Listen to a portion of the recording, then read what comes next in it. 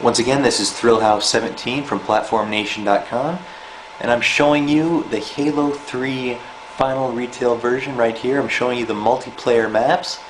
Last map I showed you was Epitaph, if you're watching these in order. Right now I'm going to jump down to Sandtrap, which I believe to be the largest map, multiplayer map, and I also think it's pretty neat. I think it's kind of a cool map. It definitely does some things differently compared to most. Let it load up here for a second. Alright, start Forge. Of course I'm doing Forge so I can get the bird's eye view. This is recommended for up to 16 players, full 8 on 8. So, what can you expect? This map is, like I said, I believe it to be the biggest map in Halo, Halo 3, on the maps available. And it's kind of a cool map right there. That is one of the very new vehicles. It's the only indestructible vehicle in the multiplayer, and that is the Elephant. It is a very huge, very cool vehicle, but I'll get to that later. Look at all this. This is the battle area.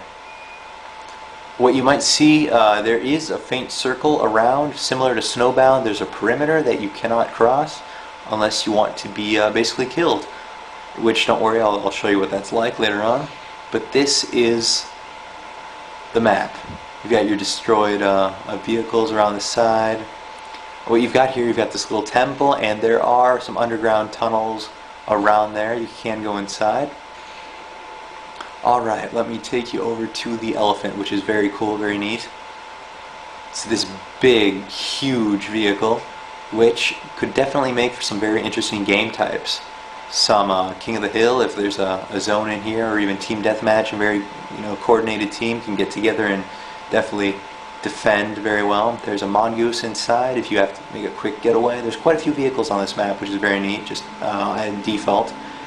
Alright, the Elephant right here. It doesn't have a lot of weapons. It's only got 2 turrets. It's got this front-mounted turret right here, which is not detachable. I should mention that. Normally turrets you can detach them and carry with you. This one is not. It's stuck here. But it does have this other turret right here, and this one is in fact detachable, should you care to take it with you. Just grab that, and you can protect the rear, protect over on the side should you need to, which is, it makes for some interesting gameplay.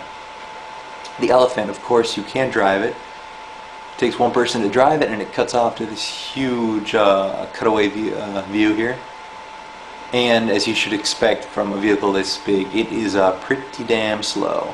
You're not going to be running over too many people with this, and there's not really a whole lot of room for you to travel on this map just because it's so big and it's so slow.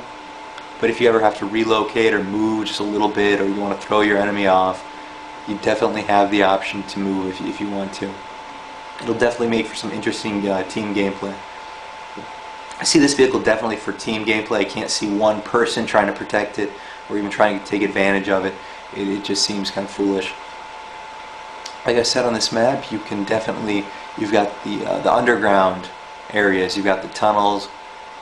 You can just kind of walk in here, definitely get some cover. Or maybe the Elephant's coming around, you've got to duck away, so you can just hide real fast. Come standard on this map, you've got the Brute Chopper, which is very cool. You've got 2 Warthogs. We do have some the mongooses like I showed you earlier. Alright, you've got the corridors here of this, I don't know what you want to call it. It's called the temple area, why not? Alright, switch to the monitor because it's faster. Alright, I'm going to dive in, going to go through. You see you've got these little areas here, these little nooks and crannies where you can easily hide and to crouch around and move if you don't want to be seen, don't want to show up on radar. Alright, this is kind of inside the temple-ish area, inside these corridors. This map, yeah, it's pretty good sized. All the way to the end. There are 2 elephants on this map. In theory, one for each team, one for either side. They could definitely grab those and look for some protection. There are some, let's call them gravity lifts. It's more like air currents that shoot you up there. I'm approaching one right now. Probably can't tell, but I'll get a little closer, which if you ever need to get from, here, let me drop. If you ever need to, you're down here, you want to get up real fast, just take one of these up, which is definitely kind of neat. It's got a lot to offer. Definitely, I can see this being a very, very team-focused map. Capture the flag would be fun on this, especially with the elephants. VIP would be fun at this. Just stick the VIP in the elephant and just kind of protect him. But yeah, this is Sandtrap, and it's one of the cooler maps in this game. Of course, I promised that I would find a way to show you the perimeter, find a way to kill myself, and I will be doing just that if I can make it. Similar to Snowbound, there's the area, the line you're not supposed to cross, because if you do, you get shot at. Alright, see, it's protected by these beacons. Don't cross those.